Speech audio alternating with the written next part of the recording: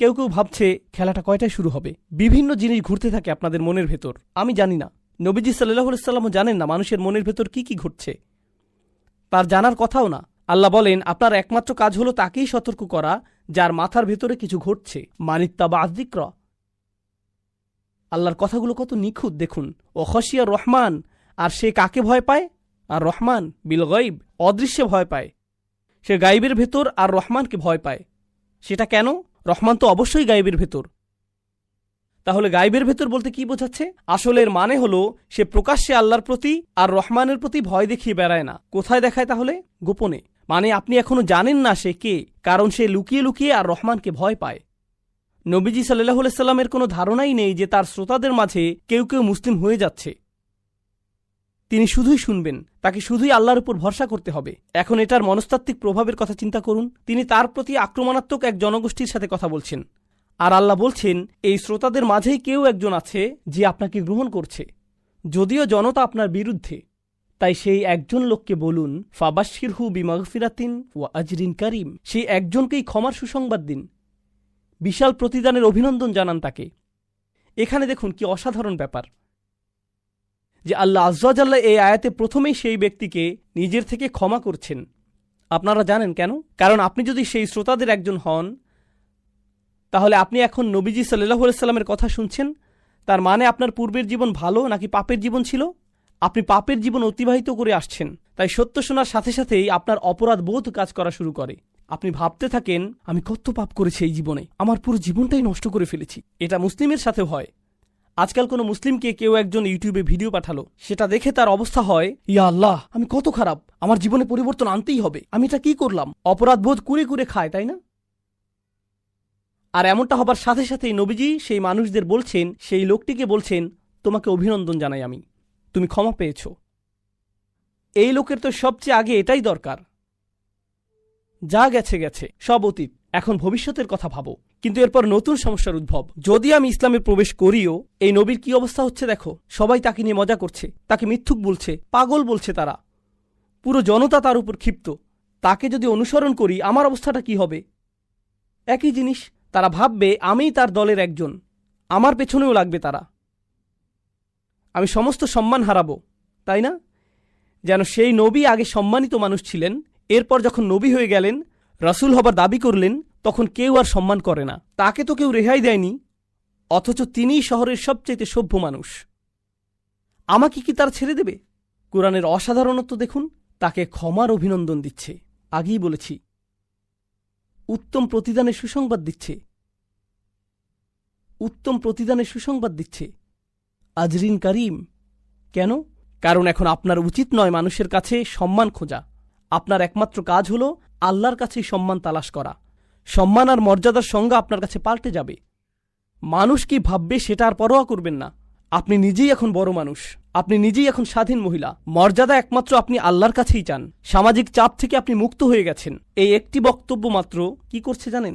আপনার আশা থাকা উচিত, মানুষের ভয় আপনার আর থাকবে না। এটাই মাগফিরাতুন ওয়া আজরিন কারীম। কি চমৎকার! মানুষ তো অন্য কিছুর চাইতে এটাই বেশি প্রয়োজন। ফাবাশশিরহু বিমাগফিরাতুন ওয়া আজরিন কারীম। প্রায় শেষের দিকে আমরা, আর একটা আয়াত মাত্র। ইন্না নাহনু নুহিল মাউতা, কোনো সন্দেহ নেই আমি মৃতদের জীবনদান করি। ইয়া আল্লাহ, এই কথা এখানে কেন?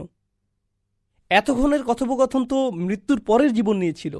কথা হচ্ছিল বেশিরভাগ মানুষকে সতর্ক করা নিয়ে, যদিও তারা শুনবে না। কোরআন কতটা নিখুঁত এইসব নিয়ে, কিন্তু তবুও তাদের যায় আসে না। খুব খুব কম মানুষ, হয়তোবা মাত্র একজন শুনবে, এই কথাই হচ্ছিল না। আর হঠাৎ করেই কথাবার্তার শেষে এসে আমি মৃতকে জীবনদান করি কেন? কিছু ব্যাখ্যাকারগণ প্রথমে স্পষ্ট উত্তর দিয়েছেন, তা হলো এই সতর্কতা তো আসলেই মৃত্যুর পরের জীবন নিয়ে। তাই এই বার্তাগুলো এই সতর্কতা দিয়েই শেষ করি যে আমি মৃতদের জীবন দান করব, যা কিছুই হোক না কেন। এটাই সেই সতর্ক বার্তা। কিন্তু আরেক ধাপ এগিয়ে বলি, আপনাদের বলেছিলাম এই কুরাইশদের যে সতর্ক করা হচ্ছে, বহু প্রজন্ম ধরে তাদের সতর্ক করা হয়নি, তারা গাফিল ছিল। মা উনদিরা আবাউহুম ফাহুম গাফিলুন। আপনি এটাও বলতে পারেন যে তাদের কারো কারো হৃদয় মৃত হয়ে গিয়েছিল, তাই না? আর নবীজি সাল্লাল্লাহু আলাইহি সাল্লাম তাদের কাছে দিন যতই প্রচার করুক না কেন, কোনো কিছুই হয় না। প্রতিদিন তিনি তাদের বলেন, কোনো পরিবর্তন আসে না। কিন্তু আল্লাহ তাকে বলছেন, আমি মৃতদের জীবন দেই, মানুষের উপর হাল ছাড়বেন না। তাদের জীবন দেয়া, ইমানের দিকে নিয়ে আসা আপনার কাজ নয়, এটা আমার কাজ। আপনার কাজ হলো সতর্ক করা। আপনি জানেন না বহু বছর ধরে মৃত কোনো মানুষের হৃদয়ে আল্লাহ প্রাণ নিয়ে আসবেন। তুমি জানো না কখন ওমর ফিরবে, জানো না কখন হামজা ঈমান আনবে, তুমি জানো না কখন আবু সুফিয়ান মুসলিম হবে। তাড়াতাড়ি হবে না এসব। তুমি জানো না কখন খালিদ ইবনে ওয়ালিদ ফিরবে। অনেক বছর লেগেছে, যুদ্ধ লেগেছে। তিনি নিজেই মুসলিম মেরেছিলেন মুসলিম হবার আগে। মানে সত্যি সত্যি এটা তোমার কাজ নয়। আমি মৃতদের জীবন দান করি। নবীজির পর হতে সব দায়ী, বার্তাবাহক, আলেম ইত্যাদি, তাদের কি বলা হচ্ছে যে এমনকি আমি রাসূলুল্লাহ সাল্লাল্লাহু আলাইহি সাল্লাম নিজেও মানুষকে বদলাতে পারি না। মানুষকে বদলাতে পারে না। মানুষকে পুনরুজ্জীবন দেয় না। কে দেন? আল্লাহ দেন। কোনো ভিডিও আপনার জীবন পরিবর্তন করেনি, আল্লাহ করেছেন। কোনো বক্তব্য আপনার জীবন পরিবর্তন করেনি, আল্লাহ করেছেন। আমার শিক্ষক এই ব্যাপারটা বোঝাতেন কুন ফায়াকুন দিয়ে। তিনি বলতেন, একজন খতিব, বক্তা বা আলিম কথা বলছেন, তার মুখ হতে শব্দ বের হচ্ছে, সেগুলো মানুষের কানেও যাচ্ছে, সবাই একই শব্দ শুনতে পাচ্ছে, কিন্তু তাদের কোনো একজনের জন্য আল্লাহ বললেন কুন, সাথে সাথেই তার জীবন বদলে যাচ্ছে। একটি মাত্র বাক্যেই 8 ঘন্টার বক বক বক বক বক। এই বক্তার কারণে এমন হয়নি, আল্লাহর কারণে হয়েছে। আমি মৃতদের জীবন দান করি। আর যারা শুনছে না, চিন্তা করো না, এমন না যে তারা যা করছে তাতে পার পেয়ে যাবে। ওয়ানাকতুবু মা কদ্দামু ওয়া আসারহুম, আমি লিখে রাখছি, আমি তার বিনিয়োগগুলো প্রতিনিয়ত লিখছি। আপনি যাই করেন সব ভবিষ্যতের জন্য বিনিয়োগ। প্রত্যেকবার খারাপ কিছু করলে সেটা আপনার ভবিষ্যতে যাবে। ওয়া আসারহুম, সাথে মন্দ কাজের চিহ্ন আর ধ্বংসাবশেষও যাবে। জানেন এই আয়াত কি সম্পর্কে? আমরা প্রতিদিন যে ইতিহাস তৈরি করছি সেটা সম্পর্কেই এই আয়াত। কুরাইশ ইতিহাস তৈরি করছে, তারা জানেও না তারা ভবিষ্যতের জন্য উদাহরণ রেখে যাচ্ছে। আল্লাহ সেটা লিখে রাখছেন। আর প্রতিদিন তারা পেছনে ধ্বংসস্তূপ রেখে যাচ্ছে, ধ্বংসের এক লম্বা সারি ফেলে যাচ্ছে তারা। অন্যরা সেখান থেকে শিখবে। তো আল্লাহ এই অংশটির সমাপ্তি টানছেন, ওয়াকুল্লা শাইইন আহসাইনাহু ফি ইমামিম মুবিন। আর সব কিছু, তারা যা কিছুই করে, নবীজি সাল্লাল্লাহু আলাইহি সাল্লামকে বলা হচ্ছে কোনো কিছু থেকেই তারা পার পাবে না। আপনারা জানেন মুসলিমরা কিভাবে হতাশ হয়ে যায়? আপনি জানেন ওরা ইদানিং কি করছে? জানেন তারা এইমাত্র ভিডিও বানিয়েছে, কি প্রচারণা চালিয়েছে? ওয়াকুল্লা শাইইন আহসাইনাহু ফি ইমামিম মুবিন। আমি সবকিছুই নথিভুক্ত করছি, সবকিছুই নিখুঁতভাবে নথিভুক্ত করছি আমি। ইহসা শব্দের অর্থ হলো গণনা। প্রাচীন লোকজন যেভাবে গণনা করত, তাদের কাছে বোতল থাকত, যেন এভাবে গণনা ভুল না হয়ে যায়, কারণ এভাবে গুনলে ভুল হয়ে যেতে পারে। প্রত্যেক গণনায় যদি পাথর ফেলেন তাহলে গণনা সঠিক হবে। এটাকে বলে ইহসা। আল্লাহ বলছেন, আমি পুরোপুরি খোলা একটি বইতে সবকিছু নিখুঁতভাবে লিখে রাখছি, তাদের সামনে সেটা খুলে ধরা হবে। ইমামিম মুবিন, ইমাম শব্দটি আসে আমাম থেকে, এর মানে সম্মুখে। প্রত্যেকটি জিনিস নিখুঁতভাবে নথিভুক্ত করা আছে এতে। সুতরাং আপনি চিন্তা করবেন না, তারা কিছুতেই ছাড়া পায়নি। সূরার শুরুতেই নবীকে বৈধতা দেয়া হচ্ছিল, মনে আছে? নবী সাল্লাল্লাহু আলাইহি সাল্লামকে বৈধতা দেয়া হয়েছে। এই প্রথম অনুচ্ছেদের শেষে কয়টি অনুচ্ছেদ? 6টি অনুচ্ছেদ। আলহামদুলিল্লাহ, প্রথম আর সবচাইতে বড়টি শেষ। আলহামদুলিল্লাহ। এর শেষে নবী সাল্লাল্লাহু আলাইহি সাল্লামকে সান্ত্বনা দেয়া হচ্ছে। এই সান্ত্বনা দেয়া হচ্ছে যে তাদের অপরাধ কিন্তু ভুলে যাওয়া হবে না, সব লিখে রাখা হচ্ছে, সবকিছু নথিভুক্ত হচ্ছে। বারাকাল্লাহু লি ওয়া লাকুম। আমি 12 মিনিট দেব কথাবার্তার জন্য। আমি কোটিপতি হিসেবে বাঁচব। এরপর যদি আমার পাওনা পরিশোধ না হয়, কি এসে যায়? আমি আমার জীবন উপভোগ করে নিয়েছি। এভাবে তার পুরো পাওনা গিয়ে পড়বে তার পরবর্তী প্রজন্মের উপর। তার কোনো মাথা ব্যথা নেই। তখন ডলারের মূল্য কমে গেলে খুচরা বিক্রেতারা ক্ষতির মধ্যে পড়ল, কিন্তু এতে তাকে দোষ দেওয়া যাবে না। সে তার মতো জীবন উপভোগ করে নিয়েছে। অর্থাৎ শুধুমাত্র নিজের কথা ভাবো, যা মা মালান ও আদাদা। এটাই হচ্ছে পুঁজিবাদী চিন্তার মূল কথা এটাই। এখন এর সাথে একজন মুসলিমের চিন্তার পার্থক্য কি? ছোট একটা উদাহরণ দিই, কারণ এটা অর্থনীতির সাথে সম্পর্কিত বিষয়। একটা বাড়ি, আপনারা জানেন যে এই দেশে একটি বাড়ির মালিক হওয়া বড় একটি বিষয়। এর মূল্য বাড়ে, কখনো কমে, ইত্যাদি। আমি আপনাদেরকে খুবই সাধারণভাবে বোঝাবো যাতে একটা স্কুলের বাচ্চাও এটা বুঝতে পারে। ধরুন 100 বছর আগে কেউ একটা বাড়ি কিনলো, নিউ ইয়র্কের পাশে কেউ একটা বাড়ি কিনলো। ধরা যাক সে এটা 50,000 টাকা দিয়ে কিনেছে। সে এটা ক্যাশ টাকায় কেনেনি, সে এটা লভ্যাংশ দিয়েও কেনেনি, সে ব্যাংক লোন নিয়ে কিনেছে। তাহলে সে 30 বছর ধরে 50,000 নয়, সে কত টাকা দিয়েছে? 1,50,000। এখন তারা যদি এটা বিক্রি করতে চায় তারা কি এটা 60,000-এ বিক্রি করবে? না, তারা এটা 1,50,000-এ কিনেছে, তাই তারা অন্তত 2,50,000 বেচতে চাইবে। ধরা যাক তারা এটা 2,50,000-এ বেচল। এখন একজন ক্রেতা 2,50,000-এ কিনে নিল, কিন্তু সেও এটা ক্যাশ টাকায় কিনেনি। কিভাবে কিনেছে? ক্রেডিটের মাধ্যমে।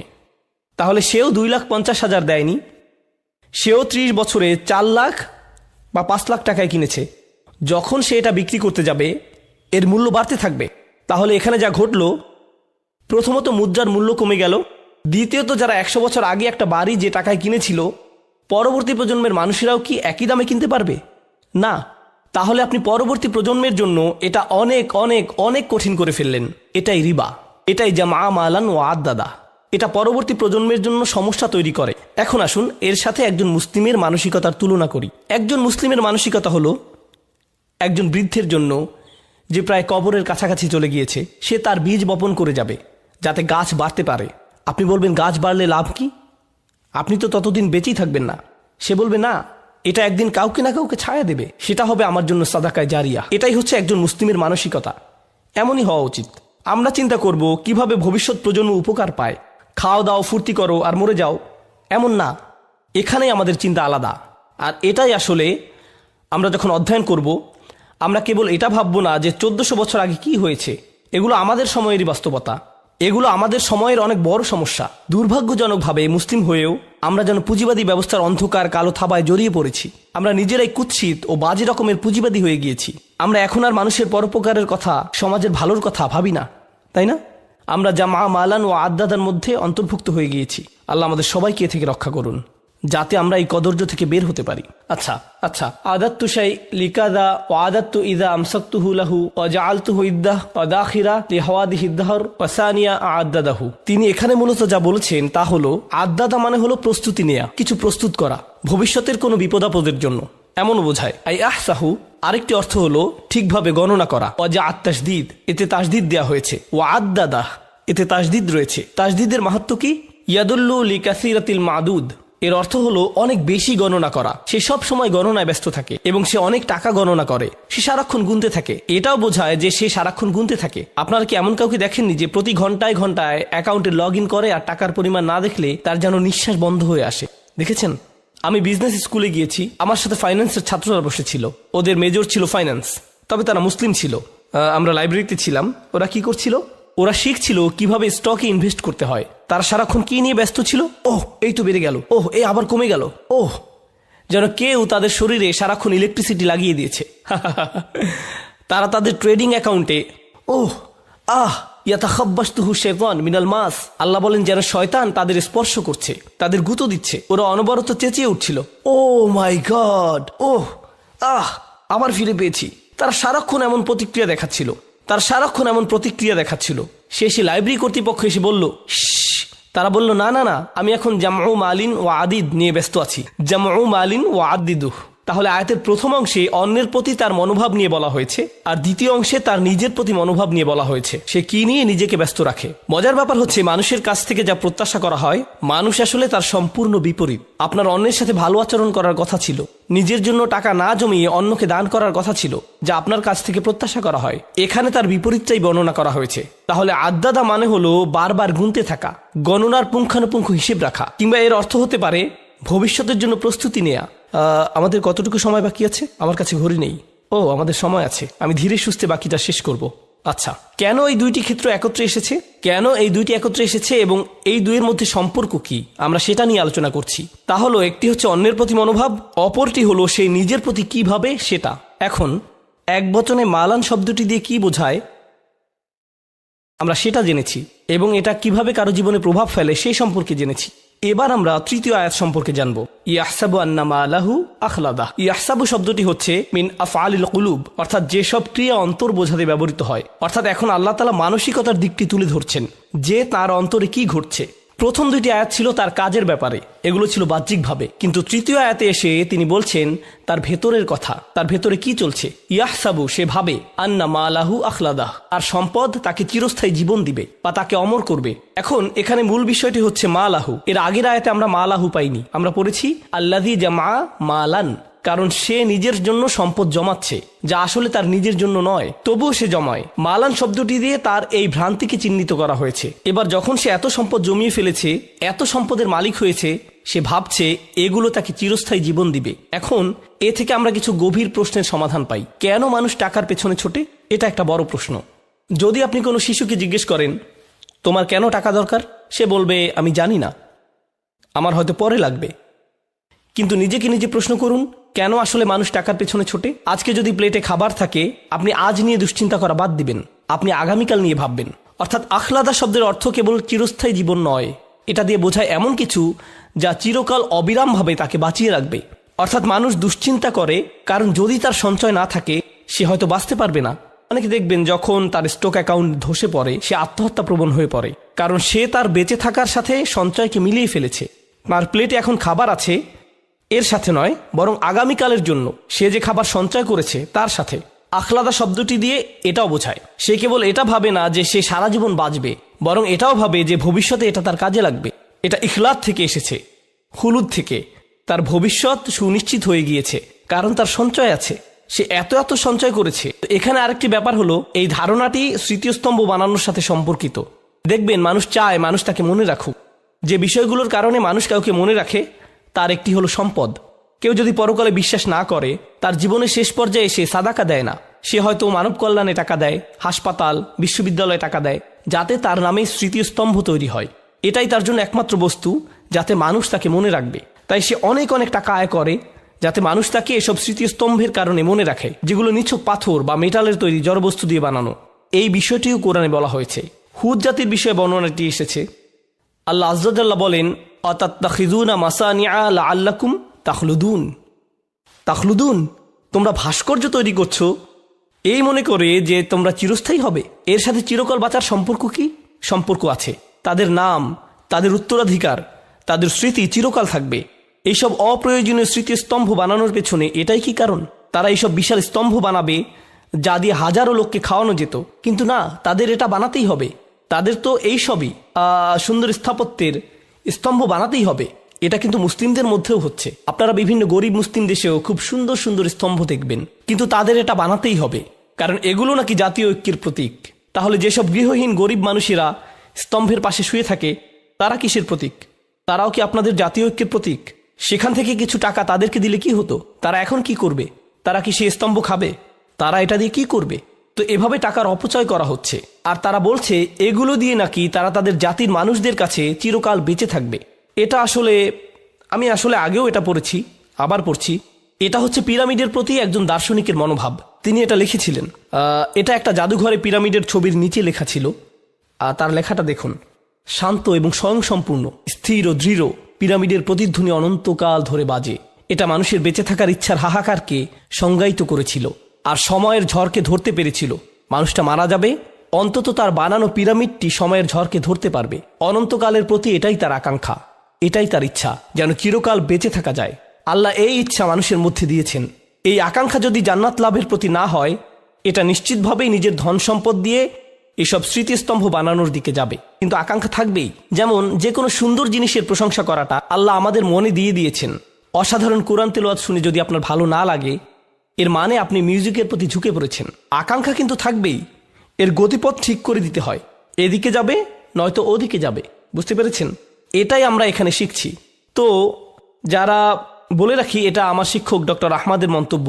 তিনি এই সূরা নিয়ে মন্তব্য করেছেন। তিনি বলেন, দুনিয়ার প্রতি মানুষের দুই ধরনের প্রলোভন থাকে। কোরআনে সাধারণত টাকা এবং সন্তানের কথা বলা হয়েছে, তাই না? আর তাকাসুর ফিল আমওয়ালি ওয়াল আওলাদ। আমরা দেখছি এই সূরায় কিসের কথা বলা হয়েছে? মাল, আওলাদ নয়। তিনি এটা নিয়ে মন্তব্য করেছেন। এটা তার নিজের চিন্তা। তিনি বলেন, আমি আমার জীবনে লক্ষ্য করেছি যাদের সন্তান নেই তারা টাকার প্রতি আরো বেশি মগ্ন হয়ে পড়ে। যদি সন্তান না থাকে, যদি আপনার সন্তান থাকে আপনার দুটি বিষয় নিয়ে চিন্তা থাকে, কিন্তু যদি আপনার সন্তান না থাকে তখন আপনি টাকা আয় করা, গণনা করা নিয়ে পুরোপুরি মগ্ন হয়ে পড়েন।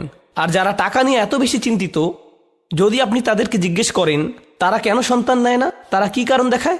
আমি জানি না সন্তানের খরচ চালাতে পারবো কিনা, আমি জানি না আমাদের নিজেদের চলার টাকা আছে, আমি নিশ্চিত নই সন্তানের খরচ চালাতে পারবো কিনা, ভবিষ্যতের কথা ভেবে। যাই হোক, ইয়াহসাবু আন্না মালাহু আখলাদা এর তাফসিরে আসি।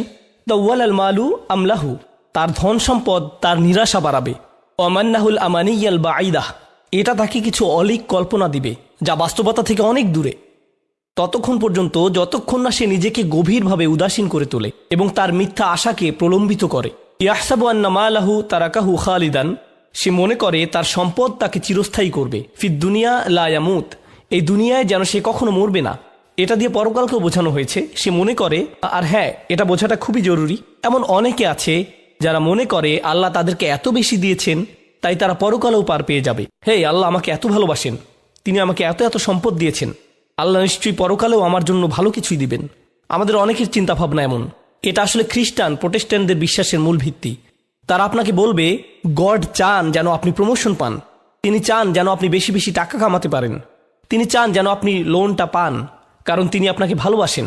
বেশি টাকা কামানো মানে আল্লাহ আপনাকে ভালোবাসেন। এই নিয়ে একটা ঘটনা কোরআনে সূরা কাহফে বর্ণিত হয়েছে। সে ভেবেছে যেহেতু তার বাগানটা বেশি সুন্দর, সেহেতু ওমা আযুন্নুস-সাআতা কাইমাতান, আমার মনে হয় না কিয়ামতে আমার আর কোনো সমস্যা হবে। ওয়ালা ইরুদিতু ইলা রাব্বি, যদি কখনো আমার পালনকর্তার কাছে আমাকে পৌঁছে দেওয়া হয়, লা আজিদান্না খায়রাম মিনহা মুনকালাবা, তবে সেখানে এর চাইতে উৎকৃষ্ট কিছু পাবো। আল্লাহ আমাকে শুধু দুনিয়ায় ধন সম্পদ দিবেন না, আখিরাতেও দিবেন। তুমি এখানে গরিব আছো, সেখানেও গরিব থাকবে। এটাই ছিল চিন্তা ভাবনা। বলে রাখি, দুর্ভাগ্যবশত এমন মানসিকতা, বিশ্বাস করুন বা না করুন, আমাদের অনেক মুসলিম ভাইদের মধ্যে ঢুকে গেছে। তারা ভাবে আল্লাহ আমাকে অনেক বেশি ভালোবাসেন, আমাদের থাকার জন্য সুন্দর বাড়ি আছে, ভালো চাকরি আছে, বড় ব্যবসা আছে, পরিষ্কারভাবে বোঝা যাচ্ছে আল্লাহ আমাকে ভালোবাসেন, তিনি আমার মধ্যে এমন কিছু পেয়েছেন যা অন্যদের মধ্যে পাননি। তাহলে আর চিন্তা কি, আল্লাহ আমার সাথেই আছেন। আসলে যেগুলোর জন্য আপনি আল্লাহকে ধন্যবাদ দিচ্ছেন, প্রকৃতপক্ষে এগুলো মূলত একটা পরীক্ষা। কিছু মানুষের জন্য দারিদ্র্য হচ্ছে পরীক্ষা, আর কিছু মানুষের জন্য ধন সম্পদ হচ্ছে পরীক্ষা। দুটোই পরীক্ষা, কোনোটাই আসলে কাউকে কারো চেয়ে এগিয়ে রাখে না। তাই আমি বলছি না যে ধনীদের জন্য পরীক্ষা বেশি আর গরিবরা কম পরীক্ষায় আছে। আমাদেরকে বুঝতে হবে যে দুটোই পরীক্ষা, দুটো অবস্থায় আসলে পরীক্ষা। আল্লাহ আমাদেরকে এই পরীক্ষাকে অনুধাবন করার শক্তি দিন এবং আমাদেরকে এমন একটি জীবন দিন যেন আমরা এই পরীক্ষায় উত্তীর্ণ হতে পারি। ওয়ালাম আন্না আখলাদাহু ও খালাদাহু বিমান ওয়াহিদা, শাওকানি বলেছেন এখানে আখলাদা ও খালাদা শব্দ দুটির অর্থ একই। সুম্মা ফিত তাফসির উজুহু আহাদুহা, কিন্তু তাফসিরে এগুলোকে আলাদাভাবে অর্থ করা হয়েছে। ইয়াতামিলা আইয়াকুন আল মানা তুল আল মাল তাউল আল মাল আমলাহু, এর একটি অর্থ হতে পারে তার ধন সম্পদ তার আশাকে প্রলম্বিত করে, এই জন্যই সে ভাবে যে সে চিরকাল বেঁচে থাকবে। আলাম ইয়াকুল ইউখলিদহু, তিনি এখানে বলেননি যে এটা তাকে চিরস্থায়ী জীবন দিবে। তিনি এখানে বর্তমান বা ভবিষ্যৎকাল ব্যবহার করেননি, তিনি অতীতকাল ব্যবহার করেছেন। লিআন্নাল মুরাদ ইয়াহসাবু হাযাল ইনসান, কারণ এর অর্থ হচ্ছে মানুষ মনে করে আন্নাল মালা দিমনুল্লাহুল খুলুদ ওয়া আতাহুল আমান মিনাল মাউত ওয়া কাআন্নাহু হাকামা ওয়া কাদ ফারাকা মিনহু অলিজালিকা যাকারাহু আল মাদি। তিনি এখানে যা বলেছেন তা হলো, এর কারণ হচ্ছে মানুষ মনে করে যেহেতু তার ধন সম্পদ আছে, এই দিয়ে প্রমাণ হয় আমি পার পেয়ে গিয়েছি, আমাকে আর ভবিষ্যৎ নিয়ে ভাবতে হবে না, কারণ আমার টাকা পয়সা আছে।